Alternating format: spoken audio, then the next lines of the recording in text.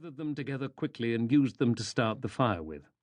In a few moments the dry kindling was burning brightly, and he carefully added logs from the pile in the hearth.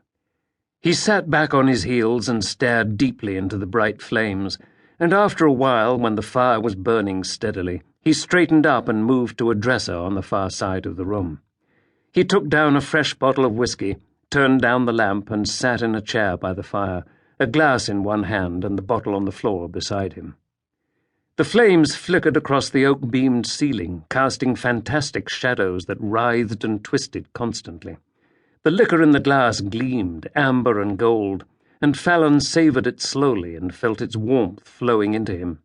He sighed with pleasure and started to refill his glass, and suddenly a light flashed through the window, illuminating the far wall for a second and disappearing as quickly as it had come.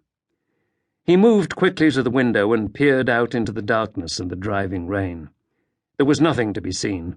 He was about to turn away when car headlights appeared from a dip in the road below. The car was moving slowly, and then it appeared to stop.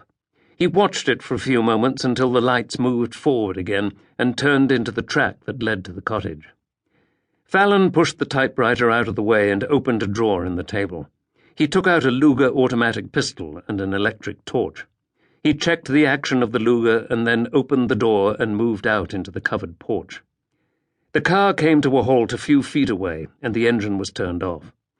For a little while there was silence, and he waited patiently in the darkness as the rain hammered steadily into the ground. He heard one of the doors open, and there was a snatch of conversation, and then the door closed again and two figures came towards him. They paused a few feet away from the porch, and a voice said, "It's a God-forsaken spot. Do you think he's here?"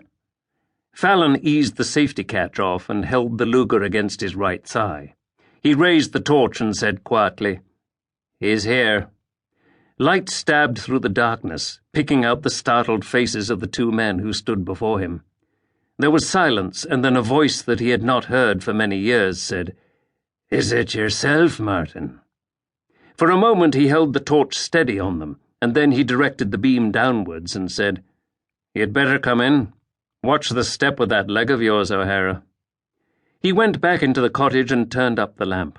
The two visitors followed him in and closed the door behind them. Fallon turned and faced them. He suddenly realized that he was still holding the Luger in one hand, and he laughed shortly and put it down. The younger of the two men said, "Old habits die hard." Fallon shrugged. "What would you be knowing about my old habits?" The man he had addressed as O'Hara laughed. "A good answer," he said. "A good answer." He was old, with sagging shoulders, and he supported his massive frame on a stick.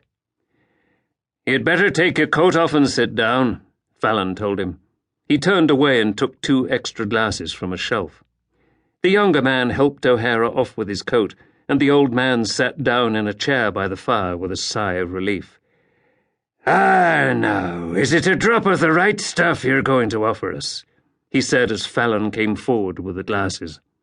Fallon poured a generous measure into a glass and gave it to him. "Who's your friend?" he said. O'Hara laughed again. "Fancy me forgetting my manners like that. This is Jimmy Doolan. He's wanted to meet you for a long time, Martin." Doolan smiled quietly and held out his hand. He was a small, quiet man with good, capable hands and a Dublin accent. "I've dreamed of this day, Mr. Fallon. You've been a hero to me since I was a kid." Fallon grunted. "A fine sort of hero." He handed Doolan a glass of whiskey. "A lot of bloody good it did me." A puzzled expression appeared on Doolan's face, and O'Hara leaned forward and said easily, "Now then, Martin, don't tell me you've turned bitter in your old age." Fallon shrugged and sat down. "Bitter? It depends how you look at it. It's one of the few luxuries I can afford these days."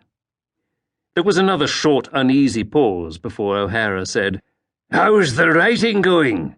I never seem to see anything under your name." Fallon nodded. "You never will. I write thrillers under two different names. They wouldn't interest you. They don't even interest me. All they do successfully is pay the bills and keep me in whiskey." Doolan leaned forward. "Don't you ever feel like doing something else, Mr. Fallon?" Fallon